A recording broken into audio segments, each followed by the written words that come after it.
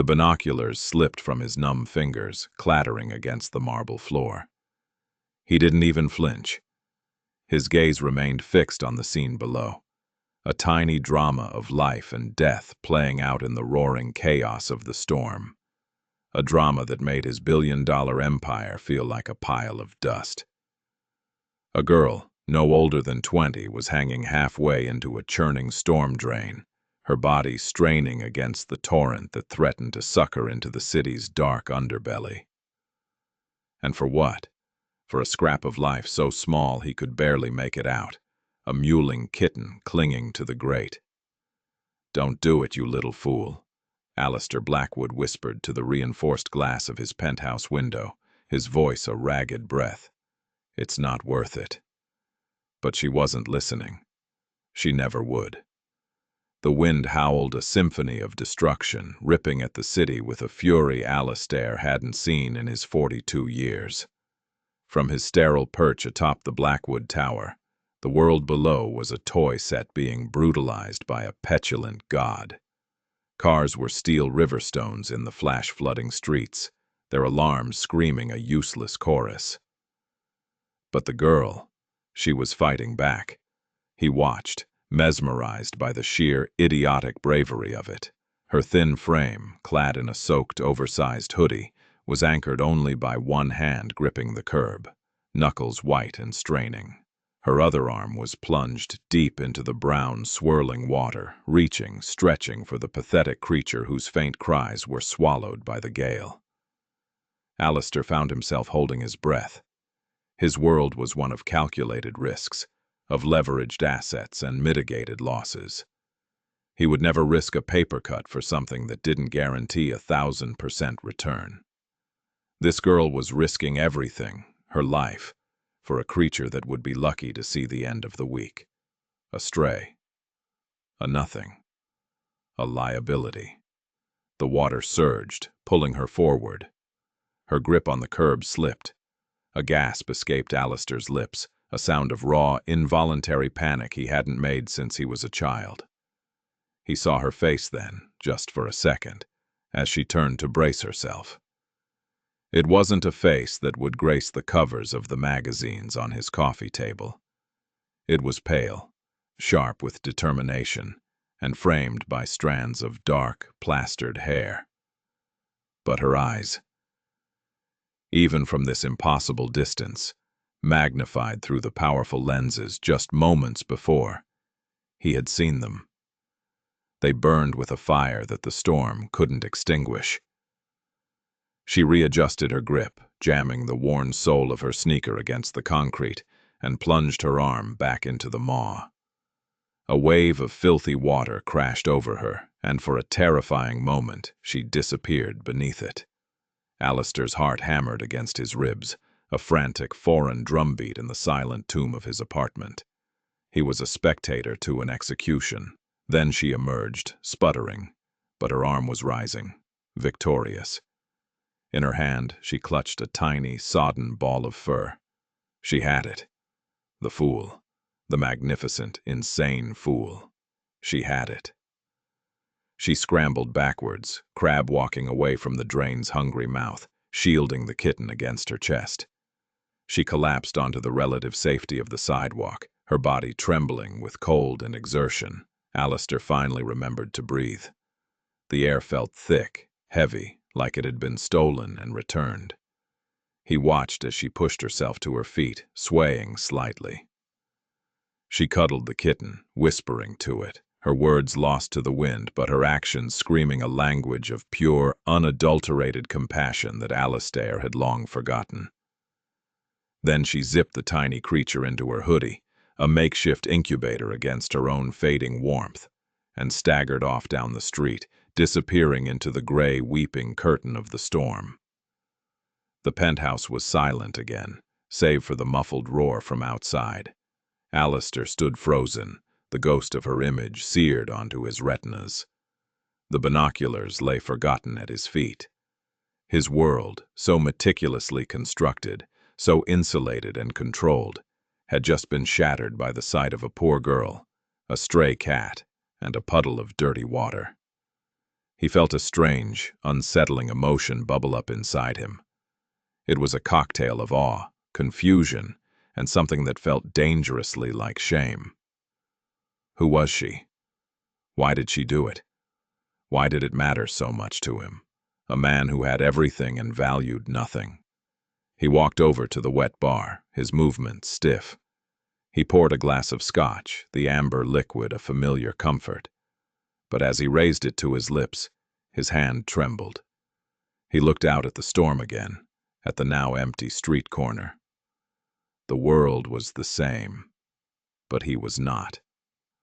The girl's courage was a blinding light in the gray monotony of his existence.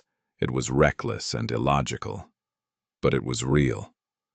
More real than the stock tickers, the profit margins, the hollow accolades that defined his life.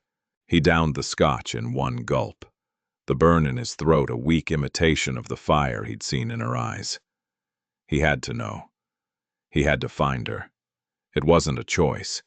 It was a compulsion, an imperative that echoed in the suddenly empty chambers of his heart. The search began with the cold, impersonal tools of his trade: money and power. The next morning, the storm had passed, leaving behind a bruised, dripping city. Alistair summoned his head of security, a former Mossad agent named Gavriel, a man who could find a ghost in a fog bank. Gavriel stood before Alistair's desk, his posture rigid, his face impassive. "You wanted to see me, Mr. Blackwood?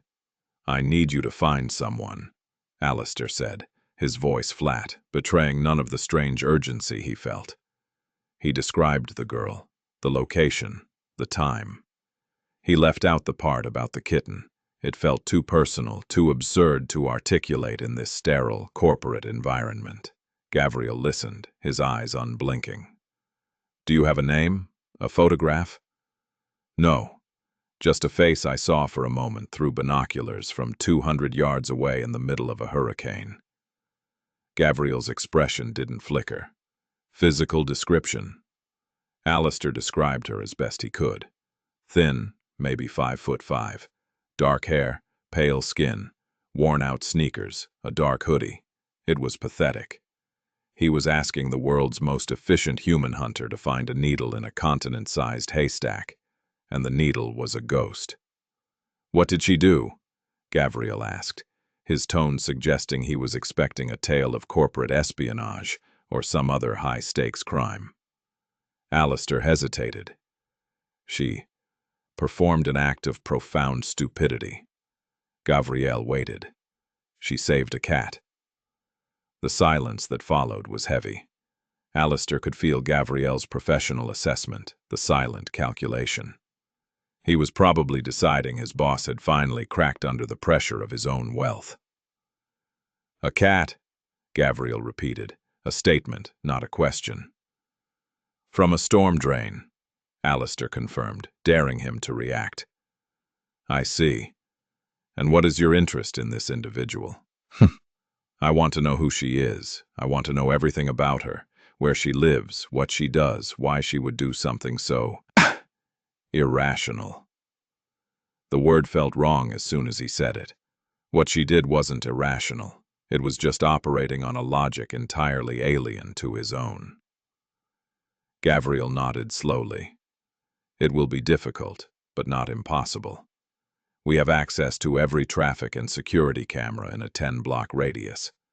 Facial recognition software might get a partial match if we get a clear enough image. I'll start by pulling all the footage from yesterday." "Do it," Alistair commanded. "I want hourly updates." For the next 3 days, Alistair was a man possessed. He canceled meetings, ignored calls from his board, and paced the length of his penthouse, his eyes constantly drawn to the window, to the street corner below. Gavriel's updates were a frustrating litany of dead ends. The storm had knocked out half the cameras. The ones that worked were obscured by rain. They had fleeting images of a figure in a hoodie, but nothing clear enough for the software to lock onto. "We're expanding the search," Gavriel reported on the 3rd day, his voice a disembodied presence over the intercom. "Checking hospital admissions for hypothermia, canvassing local animal shelters. Animal shelters? Alistair asked, a knot tightening in his stomach. If she saved the animal, she might have tried to get it help, Gabriel explained with infuriating logic. It's a long shot. Alistair felt a new wave of anxiety. What if the kitten hadn't made it? What if she'd risked her life for nothing? The thought was strangely devastating. He started doing his own research, a foreign activity for a man who paid others to think for him. He read about the city's strays, the overwhelmed shelters, the forgotten corners where people and animals scraped by. It was a world he saw every day from his glass tower, but had never truly perceived. It was the background noise to his life, and now it was the only thing he could hear. On the 5th day, Gabriel's voice came over the intercom with a new tone. It wasn't excitement. Gabriel didn't do excitement, but it was definitive. "We have something, sir." Alistair was at his desk in seconds. "Show me." A video file appeared on his monitor. The quality was grainy, time-stamped from the night of the storm, about an hour after the rescue. It was from the security camera of a dingy, all-night laundromat 5 blocks from the incident. There she was. The hood was down now, her dark hair slicked back. She was huddled in a corner, out of the camera's direct line of sight, but her reflection was visible in the glass of a washing machine door. She had a cup of something steaming in her hands, and she was shivering, and on her lap, wrapped in what looked like a towel, was a small lump. She was stroking it, her movements gentle, hypnotic. "The laundromat owner remembers her," Gabriel's voice explained. "Said she came in looking half-drowned, paid in coins for a coffee from the vending machine and sat there for 2 hours, warming up a half-dead rat she'd pulled out of the gutter." The image zoomed in, the pixels blurring. "We got a partial facial match from the reflection. It's not 100%, but it's our best lead. Name is Alara Vance, age 21, no criminal record. Last known address is in the Warrens." The Warrens. Alistair knew the name. It was a cancer on the city's east side, a tangle of crumbling tenements and forgotten streets that the city planners had been trying to bulldoze for decades. A place where hope went to die. "She lives there?" Alistair asked, his voice low. "According to her last filing for city assistance, yes. It's an old address, a few years out of date. She might have moved." "Find her," Alistair said. "Find her now." It took Gabriel another day. The address was a dead end, the building condemned. But Gabriel was relentless. He cross-referenced her name with utility bills, clinic records, anything he could get his digital hands on. Finally, he found it. A new address, a cheap rental in a slightly less dilapidated part of the same neighborhood, an apartment above a pawn shop. "I have a team ready to do a wellness check," Gabriel offered. "No," Alistair said instantly. "No teams. No one goes near there. Just watch the building. Let me know if you see her." He didn't know why he said it. The logical move was to send someone to get the information he craved. But the thought of Gabriel's stony-faced operatives descending on her life, treating her like a target, felt like a violation. It felt like tainting the one pure, untainted thing he had witnessed in years. So he waited. He watched the live feed from a discreet camera Gabriel had placed across the street from the pawn shop. He saw the grim facade of the building, the flickering neon sign of the shop below. He saw the residents of the Warrens scuttling by, their faces etched with the weariness of a life lived on the margins. He felt like a voyeur, a predator, and he hated it. But he couldn't look away. And then he saw her. She emerged from the doorway, and Alistair's breath caught in his throat. In the harsh light of day, she looked even younger, more fragile. She was wearing jeans with a patch on the knee and a thin jacket that was no match for the autumn chill. She was carrying a worn canvas tote bag. She looked tired. There were dark circles under her eyes, but she walked with a purpose that defied her surroundings. She was the one. There was no doubt. He watched her walk to a bus stop and disappear onto a crowded city bus. Gavriel's voice crackled. "She's on the move. Shall we follow?" "Yes," Alistair said, "but stay back. Don't let her see you." He spent the rest of the day tracking her movements like a hawk. He watched her get off the bus and walk to a small community clinic, where she disappeared inside for 2 hours. He watched her go to a small grocery store, where she spent 10 minutes comparing the prices of canned beans. He watched her walk to a public park and eat a sandwich on a bench, sharing small crumbs with the pigeons. Every mundane action was, to him, a revelation. This was her life. A life of bus schedules and waiting rooms and careful calculations over a can of beans. A life so removed from his own, it might as well have been on another planet. And yet, this was the same person who had stared into the face of a raging storm and refused to blink. That evening, as dusk settled over the city, casting long shadows that made the Warrens look even more menacing, he watched her return to the apartment. Gavriel's operative, a woman chosen for her non-threatening appearance, had managed to get a look inside the pawn shop. "The owner says she lives in 2B with her grandmother," Gavriel reported. "The grandmother is sick. Emphysema. Ilara Vance is her sole caregiver. She works odd jobs, mostly under the table, cleaning, deliveries, whatever she can find." The pieces clicked into place. The clinic. The careful spending. The exhaustion in her eyes. It wasn't just her life she was responsible for. Alistair felt a hollow ache in his chest. He thought of his own family. His parents were long dead, his relationship with his only sister strained by years of arguments over the family fortune. He had no one who depended on him, not really. His employees depended on their paychecks, his investors on their dividends. But no one depended on him, Alistair Blackwood, the man. He was an institution, not a person. Ilara Vance was a person, and that, he realized, was the source of her incredible strength. That night, he couldn't sleep. He kept replaying the scene in his mind, the rescue, the laundromat, the walk to the bus stop. He was obsessed, and he knew it was unhealthy, but he couldn't stop. He had to do something. The next day, he made a decision. It was impulsive and reckless, the kind of decision his CFO would have an aneurysm over. He was going to the Warrens. He didn't tell Gavriel. He just took one of his less conspicuous cars, a dark gray sedan that was still worth more than the entire block she lived on, and drove himself. He swapped his tailored suit for a simple pair of dark trousers, a cashmere sweater, and a plain jacket.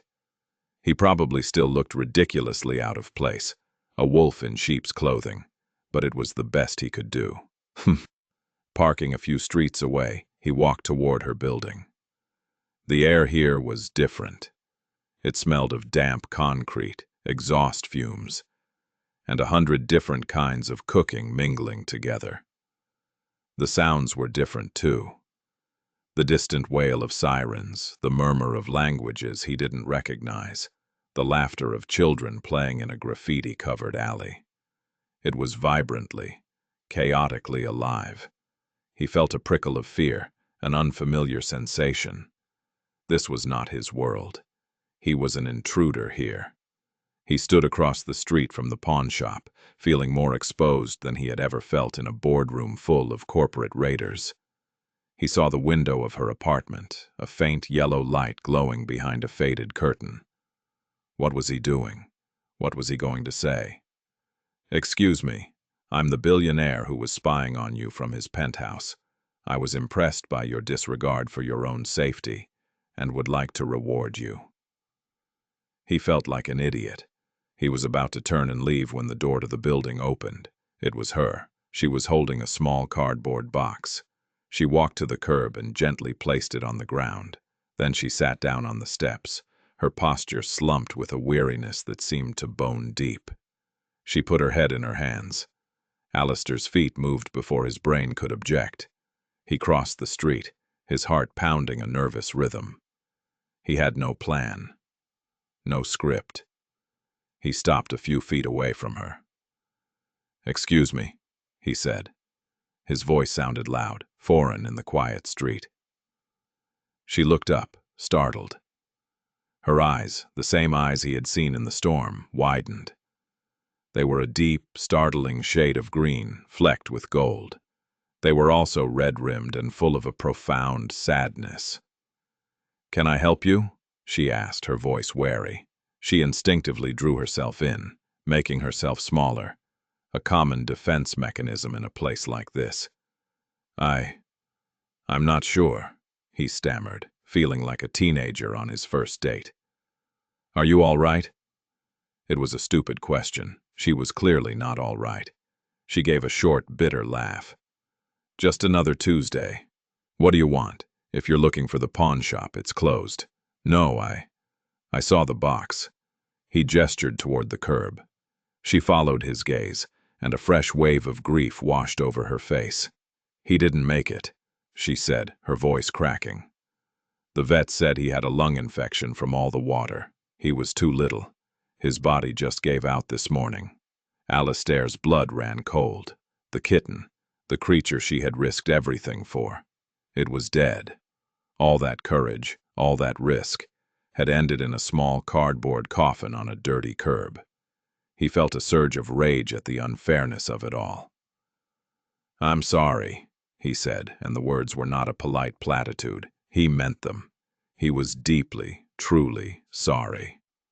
"He was a fighter," she whispered, more to herself than to him. "He held on for almost a week." She looked at him then, really looked at him, and her suspicion returned. "Why do you care? Who are you?" He had to think fast. The truth was not an option. "My name is Alex," he said, pulling the first name he could think of from the air. "I'm new to the neighborhood, just renting a room down the street." It was a flimsy lie, and he knew it. He probably had Millionaire stamped on his forehead. "You don't look like you're from around here," she said, her eyes narrowing. "Clothes are too new. No holes." He looked down at his pristine jacket, his unscuffed shoes. She was right. He was an amateur. "I just moved," he said, trying to recover. "Haven't had time to get worn in yet." She didn't look convinced, but the fight seemed to drain out of her. She was too tired, too sad to care. "Well, Alex, who's new to the neighborhood, thanks for your concern. I'll be fine."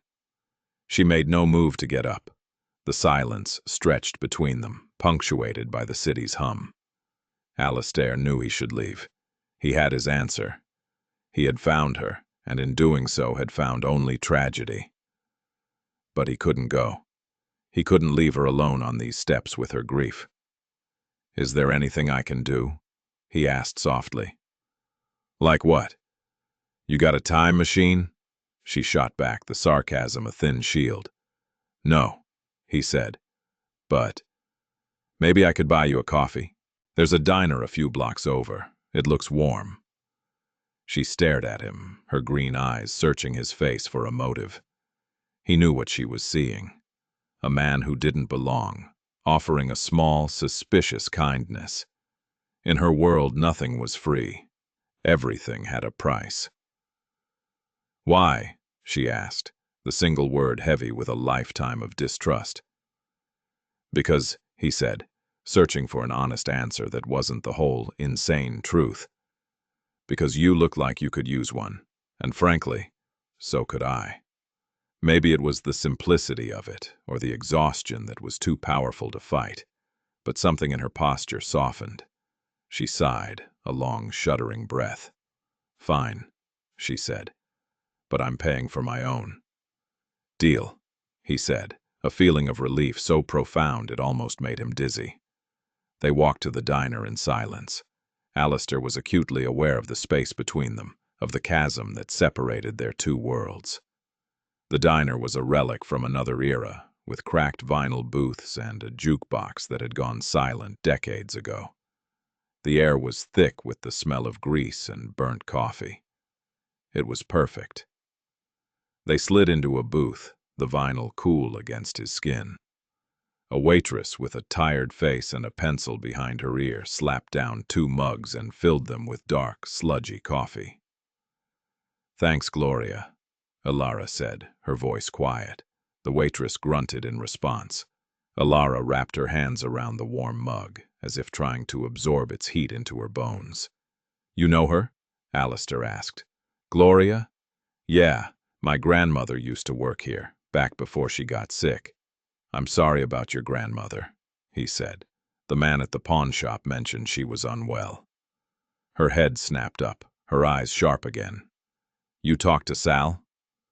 "Just briefly," he lied smoothly, "when I was asking about rooms for rent in the area." She seemed to accept this, though a flicker of doubt remained in her eyes. "Yeah, well, some days are better than others. Today is not one of the better days." She took a sip of her coffee and grimaced. "This stuff is terrible. It's hot, though," he said. "Yeah," she conceded. "It's hot." They sat in silence again, but it felt different this time, less tense. The shared warmth of the terrible coffee had forged a fragile truce. "I'm Alara," she said finally, looking at him over the rim of her mug. "Alex," he repeated. It felt strange on his tongue. He had never been Alex. He had always been Mr. Blackwood. "So, Alex," she said, her tone hardening slightly as she circled back to her original question. "What's your story? You lose your job in the finance district and decide to try bohemian poverty for a while." He was taken aback by her directness. "Something like that," he said, deciding a half-truth was better than a complete fabrication. "I was in finance. I'm taking a sabbatical, trying to figure things out." "Figure what out?" "What's important," he said, the words coming out before he could stop them, and to his own astonishment, he realized they were true. "Wow," she said, a small wry smile touching her lips for the first time. A rich guy with an existential crisis. Never heard that one before. Her smile transformed her face. It chased away some of the weariness and revealed a glimpse of the fiery spirit he had seen during the storm. "Is that what I am?" he asked, genuinely curious.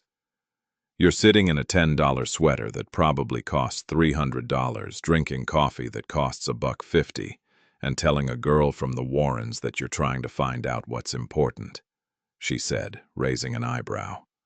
"You tell me." He had no answer. She had him pegged, even with his disguise. He was a cliché, but he didn't feel like a cliché. He felt awake. "Maybe I deserve that," he said. "Look, Ilara," he leaned forward slightly, his voice earnest. "I don't want anything from you. I saw you on the steps. You looked upset. I know what it's like to lose something you fought for." "Oh, yeah? What did you ever fight for that you didn't just buy?" The question was a punch to the gut. What had he fought for? He'd fought for market share, for bigger contracts, for a higher stock price. He'd fought to crush his competitors. But he'd never fought for something that was pure, something that was simply good. "You're right," he said, his voice barely a whisper. "I haven't." Her aggressive facade seemed to crumble at his admission. She had been expecting a defense, an argument. His surrender disarmed her. "Oh," she said. "Well, sorry. I'm not usually this much of a jerk. It's been a bad day. A bad week, really." "You don't have to apologize," he said. "You have every right to be angry at the world."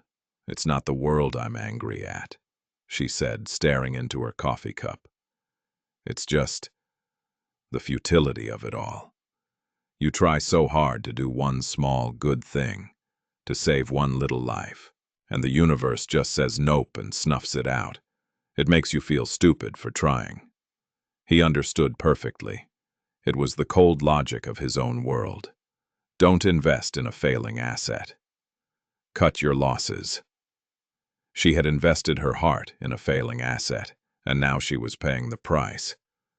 But the difference was, he would have felt vindicated in his decision to not get involved. She just felt broken. "It wasn't stupid," he said, his voice firm. "What you did. It wasn't stupid. It was the opposite of stupid." She looked at him, her green eyes wide and searching. "How would you know? You weren't there." The irony was so thick he could taste it. "I know because trying to do something good is never stupid, even if it doesn't work out. The trying is what matters." He was spouting platitudes, the kind of motivational nonsense he usually despised, but he believed it. He believed it because he had seen it. He had seen her trying, and it had changed him. They finished their coffee, and he walked her back to her building. The awkwardness returned as they stood at the entrance. "Well," she said, hugging her jacket around herself. "Thanks for the coffee, Alex." "You were supposed to pay for your own," he reminded her with a small smile. "I'll get the next one," she said, and the words hung in the air, a tentative promise of a future meeting he hadn't dared to hope for. "I'd like that," he said. She gave him a final, curious look, and then disappeared inside. Alistair stood on the sidewalk for a long time, the smell of her cheap coffee still on his senses.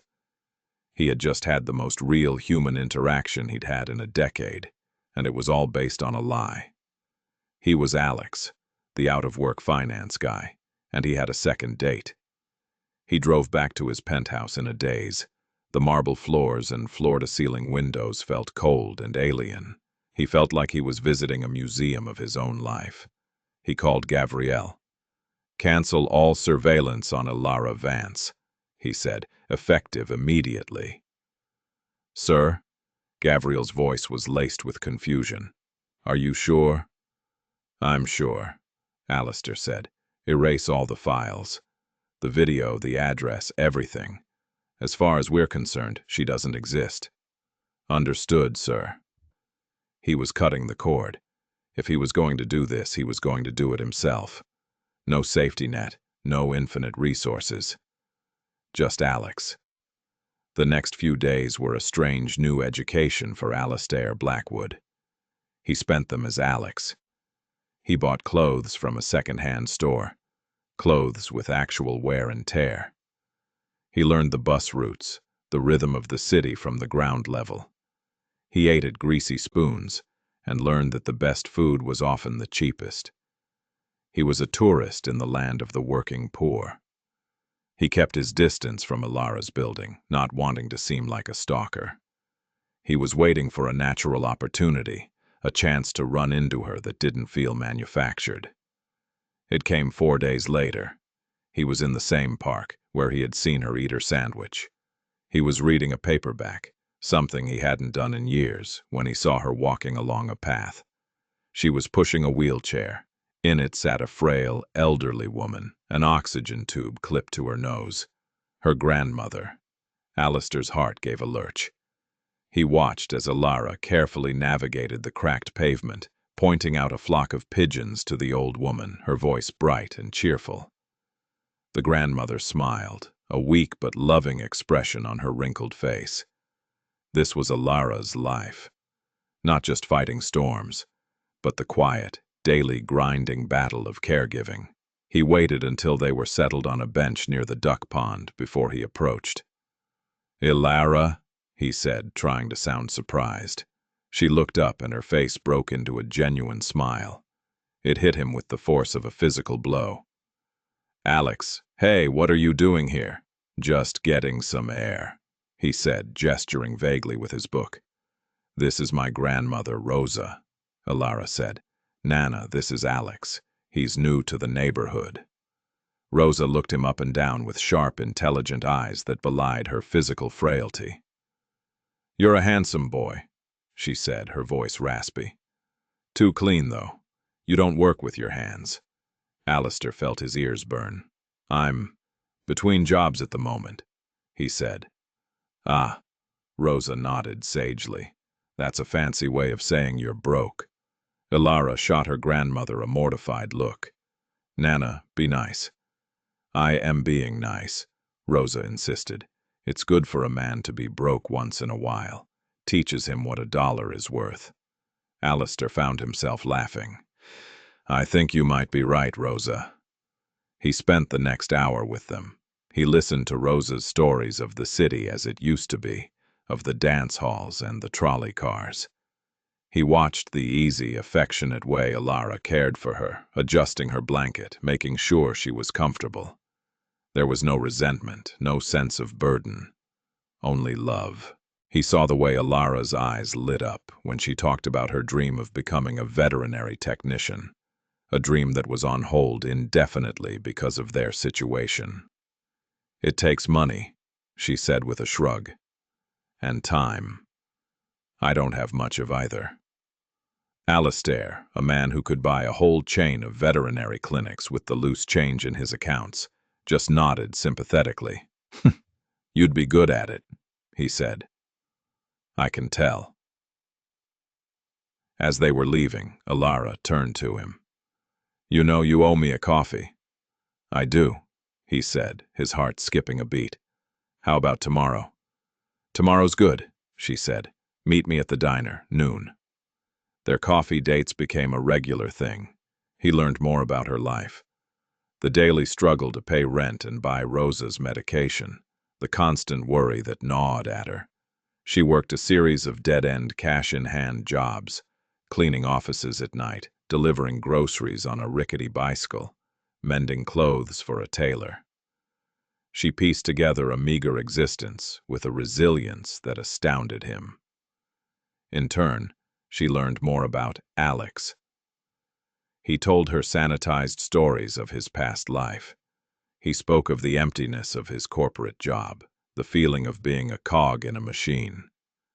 He found that the more he talked about it, the more he realized how true it was. He was learning about his own life through the act of explaining it to her. He was careful never to lie. But he omitted. He omitted the billions of dollars, the private jets, the army of staff who catered to his every whim. He was building a friendship, a real one, and he knew that its foundation was made of sand, but it was the most precious thing he had, and he was terrified of it washing away. One afternoon, he found her waiting for him at the diner, her face pale, her eyes wide with panic. "What's wrong?" he asked, sliding into the booth. "It's Nana," she said, her voice trembling. "She had a bad turn this morning. Couldn't breathe. I had to call an ambulance." Alistair's blood ran cold. "Is she okay?" "She's at City General. They said it's pneumonia. Her lungs are filling with fluid. They have her in the ICU." She choked on the last word. The cost of an ambulance, of an emergency room visit, of an ICU stay. He could calculate it in his head. It was a sum that was astronomical to her, a rounding error to him. "They won't even talk to me about a long-term plan until I can show proof of insurance or make a down payment," she said, her voice laced with a desperate, helpless anger. "We don't have insurance. Her state aid barely covers her prescriptions. A down payment? They want $5,000. 5,000. That's like $1 million to me." She buried her face in her hands. "I don't know what to do, Alex. I don't know what to do." This was it. This was the moment where his two worlds were destined to collide. He could solve this problem with a single phone call. He could transfer the money anonymously. He could create a fake foundation, a miraculous grant. He had a dozen ways to fix this without revealing himself. But he looked at her raw, terrified face, and he knew that an easy, magical solution would only deepen her suspicion. It wouldn't feel real. She would know. He had to play by the rules of her world, of Alex's world. "We'll figure it out," he said, his voice firm, projecting a confidence he didn't feel. "Okay? We'll figure it out together." "How?" she cried, her voice muffled by her hands. "I've sold everything of value we own. There's nothing left."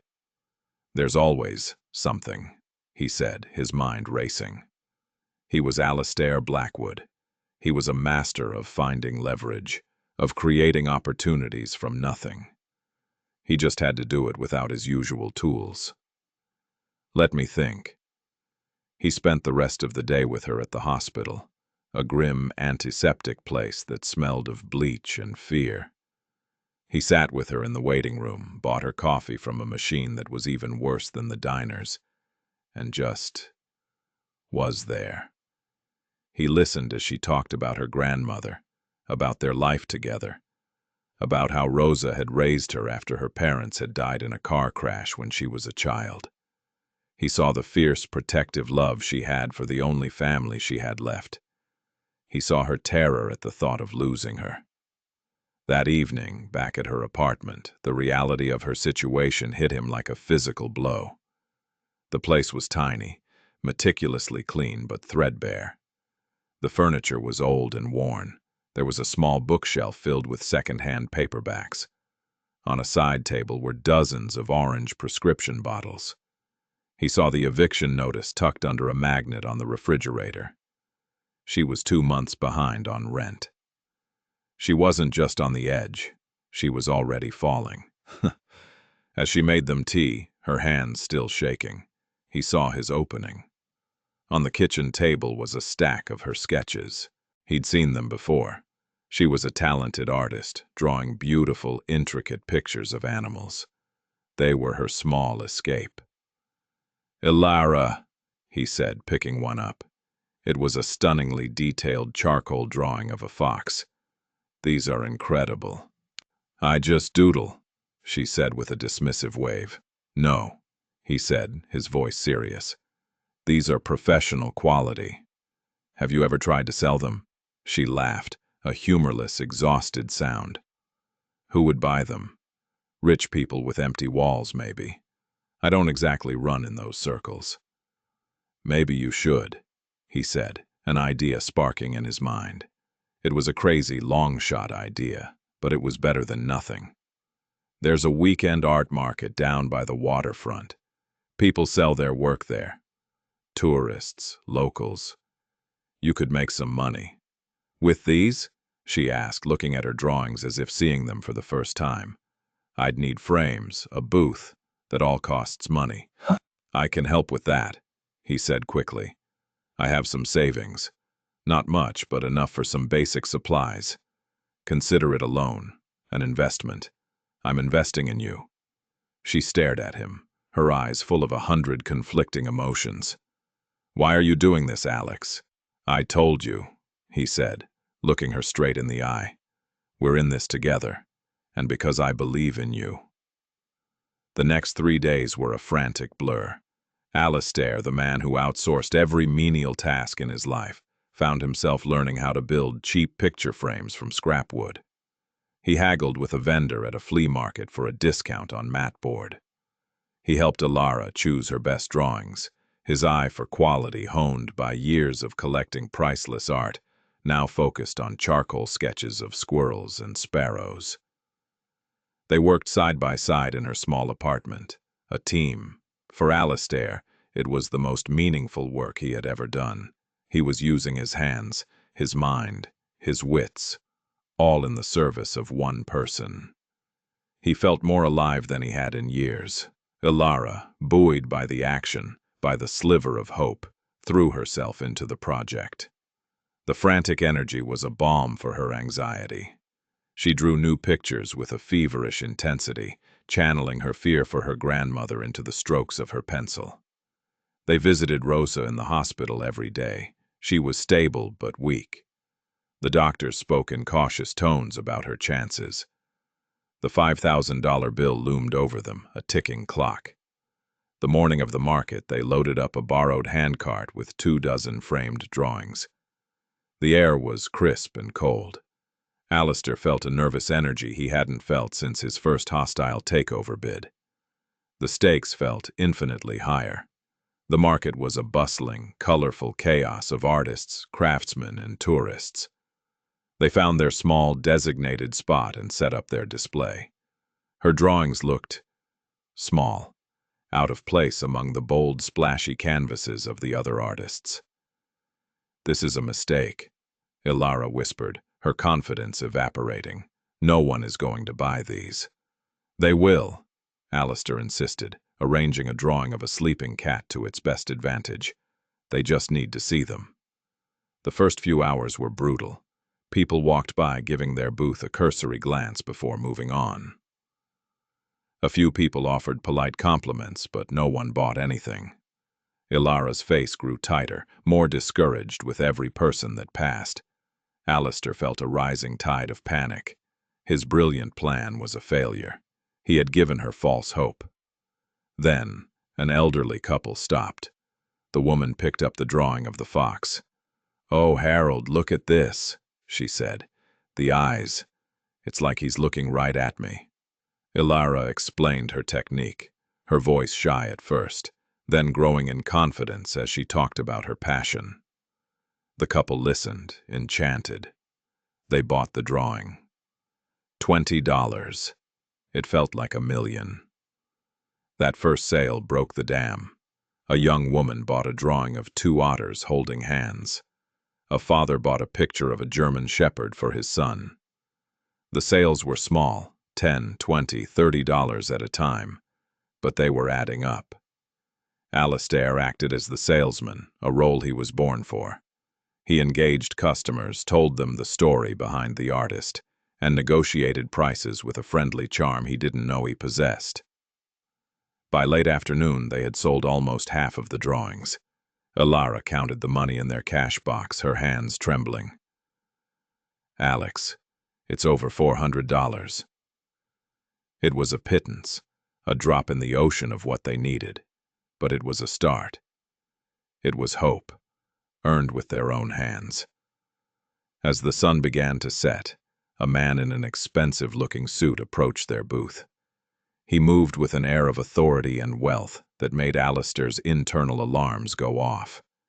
He felt a sudden, paranoid fear that this was someone from his world, someone who would recognize him. The man didn't even look at Alistair. His eyes were fixed on the remaining drawings. He studied each one with a connoisseur's intensity. "Who is the artist?" he asked, his voice clipped and precise. "I am," Ilara said, squaring her shoulders. The man turned to her. "You have a remarkable talent, a raw, emotional honesty. It's very marketable." He gestured to the remaining drawings. "How much for all of them?" Ilara and Alistair exchanged a stunned look. "All of them?" Ilara stammered. "Yes," the man said impatiently. "All of them. And I would like to commission more. I represent the Harrison Gallery downtown. We're always looking for new talent." The Harrison Gallery. Alistair knew it well. It was one of the most prestigious galleries in the city. He had bought a 6-figure sculpture there last year. I don't know what to say," Ilara said, overwhelmed. "Say you'll come to my office on Monday morning," the man said, handing her a business card.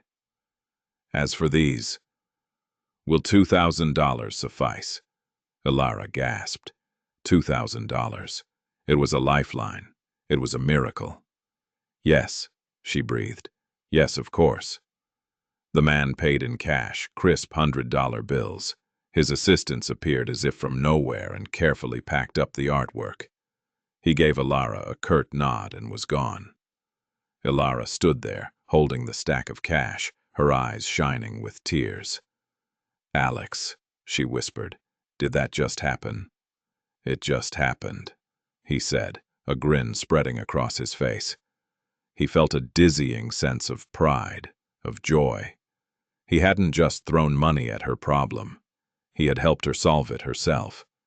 He had shown her her own worth. That night, they celebrated with pizza in her apartment, the most expensive meal they could imagine.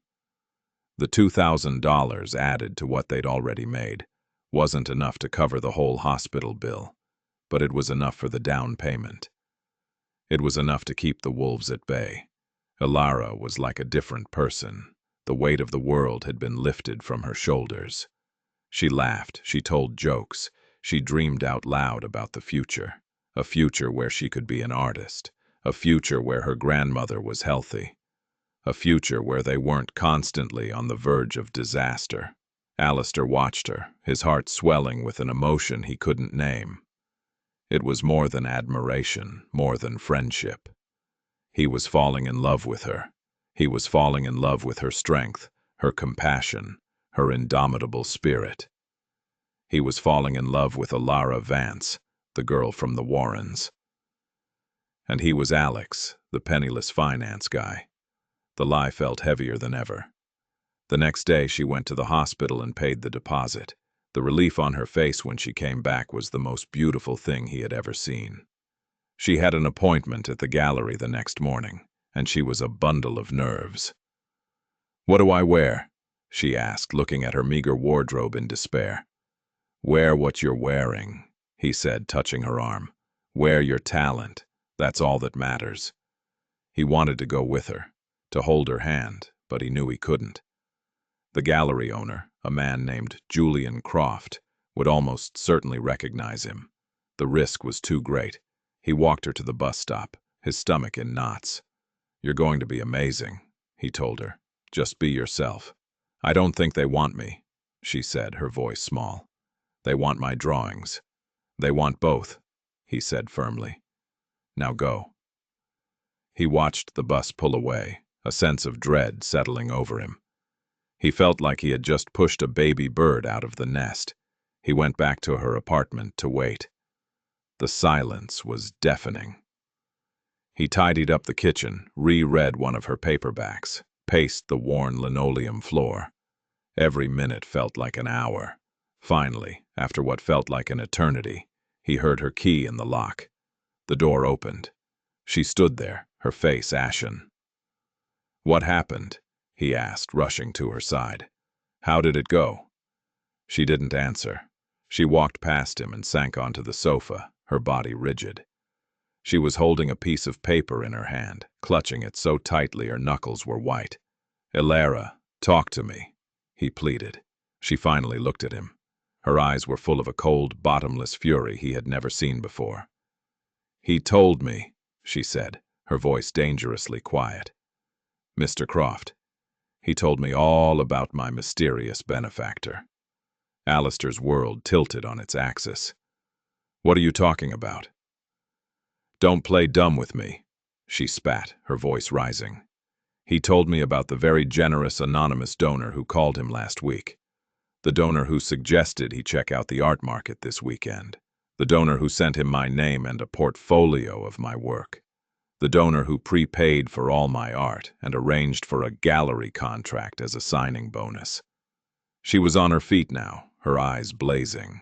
"It was all a setup, wasn't it? The man in the suit, the miracle sale, all of it. It was you." The lie, the beautiful, fragile lie he had constructed, had come crashing down. "Alara, let me explain," he began, but she cut him off. "Explain what?" "Explain how you've been playing with me. Was this some kind of charity project for you? Help the poor girl. It'll make you feel better about your empty, soulless life. Was I just a game to you?" "No, it wasn't like that," he insisted, taking a step toward her. She flinched back as if he had tried to strike her. "Don't touch me. Who are you? Really? Is your name even Alex?" He couldn't lie anymore. "My name," he said, the words tasting like ash, "is Alistair Blackwood." He saw the name register in her eyes. She might live in the Warrens, but everyone knew the name Blackwood. It was on the tallest building in the city. It was synonymous with unimaginable wealth and power. The last of the warmth drained from her face, leaving behind a mask of betrayal. "Of course," she whispered. "Of course that's who you are." She held up the piece of paper. It was a check. A cashier's check, made out to her, for $50,000. "Mr. Croft said this was from my benefactor as well. A little something to help with my personal expenses." She ripped the check in half, then in quarters, and threw the pieces at his feet. "I don't want your money. I don't want your pity. I wanted a friend. I thought I had one. but I was just another one of your assets to be managed. That's not true, he said, his voice cracking.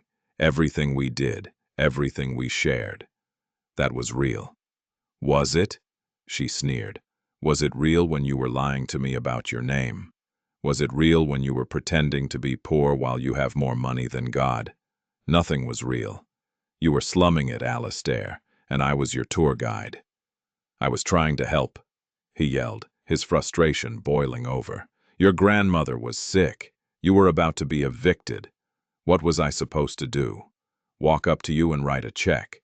You would have thrown it in my face then, just like you did now. Yes, I would have, she cried, tears streaming down her face now, because at least that would have been honest. I would have rather lost everything with my dignity than be saved by your deception. He had no answer to that. She was right. He had tried to protect her pride, but in doing so, he had stolen it. He had made her a pawn in his own redemption story. I love you, Ilara, he whispered, the desperate, final truth. She flinched as if he'd slapped her. Don't you dare say that to me, she said, her voice trembling with rage. You don't know the first thing about love. Love is honest. Love is trust. You build your whole world on lies. Now get out. Ilara, please. Get out, she screamed, pointing a shaking finger at the door. Get out of my apartment. Get out of my neighborhood, and get out of my life. I never want to see you again.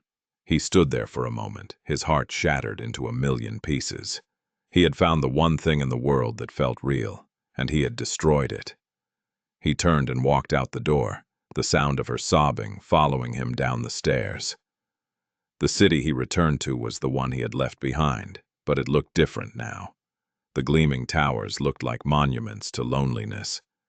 The expensive cars looked like cages. He was back in his world, and he had never felt more like a prisoner. The next few weeks were a special kind of hell. He tried to lose himself in his work, but the numbers on the screen were meaningless. He went to galas and charity balls, surrounded by people, and felt utterly alone. He tried calling her, but her number was disconnected. He sent a letter, a long, rambling apology, but it was returned, unopened. He had Gavriel do a discreet check on her. The hospital bill had been paid in full by an anonymous source. Julian Croft, no doubt, following Alistair's original instructions. Rosa had been discharged and was recovering at home. Ilara had apparently torn up the gallery contract. She was back to working odd jobs, scraping by. She had chosen her pride over his money. She had chosen the hard, honest struggle over the easy, gilded lie. He admired her for it more than he could say, and he hated himself for putting her in that position. One rainy night, months later, he found himself standing on that same street corner, looking up at the storm drain. The wind was howling. The rain was lashing down. It was a ghost of that first storm. He didn't know why he was here. Some masochistic pilgrimage, maybe. He thought about the girl he had seen, the girl with fire in her eyes, risking everything for a dying kitten.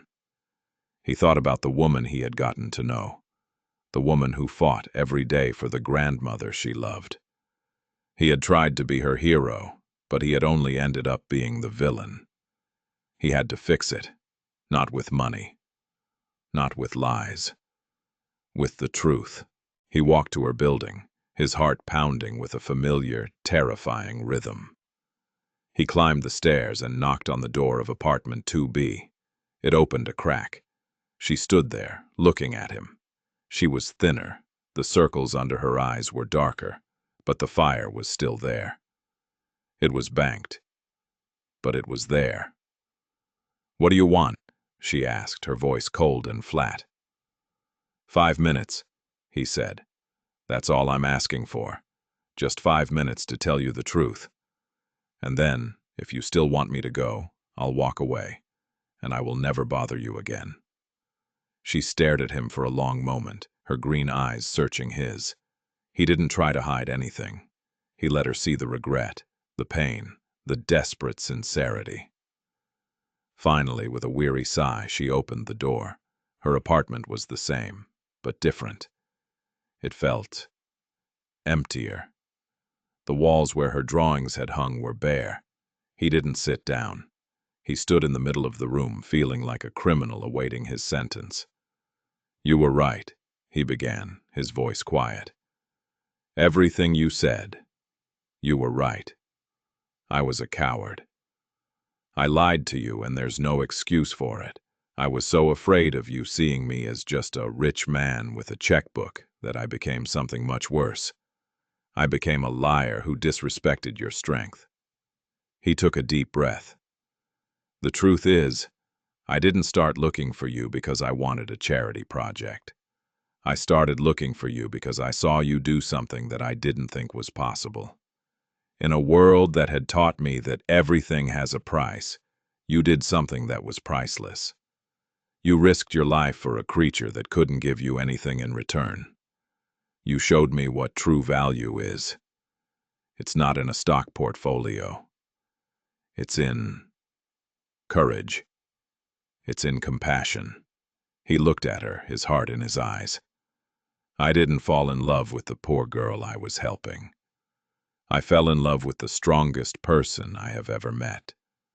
I fell in love with you, Ilara, the real you. And I was so terrified of losing the chance to know that person that I hid behind a lie." He pulled something from his pocket. It was a small, framed drawing. It was the one of the sleeping cat, the first one he had helped her frame. He had gone to the person who bought it and paid them 10 times what they had paid her to get it back. "I know I can't fix what I broke," he said, holding it out to her. "But I wanted you to have this, to remind you. Not of me, but of you. Of the artist who made it.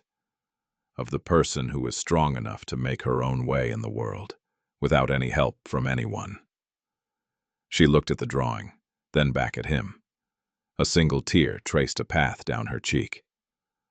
"I quit drawing," she whispered. "After you left, it hurt too much."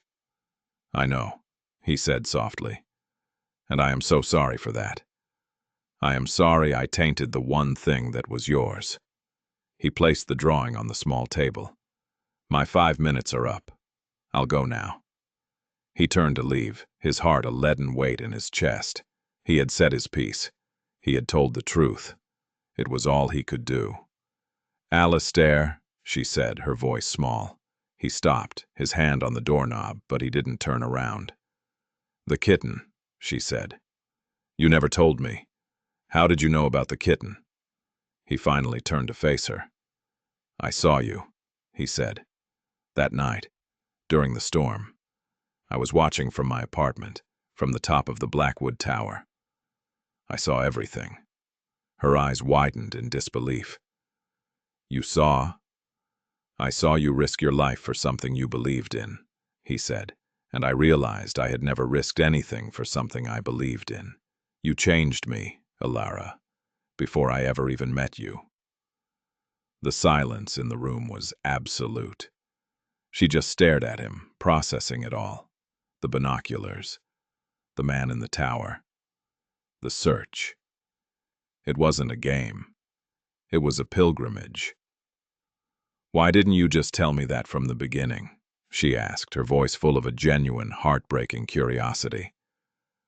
"Because," he said with a sad smile, "the man in that tower was a fool. He didn't know how to talk to the hero on the street." He opened the door. "Goodbye, Ilara." He was halfway down the stairs when he heard the door open again. "Wait!" she called out. He stopped, his breath catching in his throat. He looked up.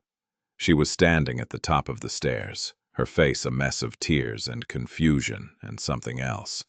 Something he hadn't dared to hope for. "You said you wanted to buy me a coffee," she said, her voice trembling slightly. "The day we met. You said you'd buy me a coffee." "I did," he said. "You still owe me," she said, "for the one I paid for at the diner." A slow smile spread across his face. It felt like the sun rising after a long, dark night. "I do," he said. "I'll pay. For all of them. For as long as you'll let me." She didn't smile. Not yet. But the fire was back in her eyes, burning bright and true. "Okay, Alex," she said softly, the name a test, a challenge, a question.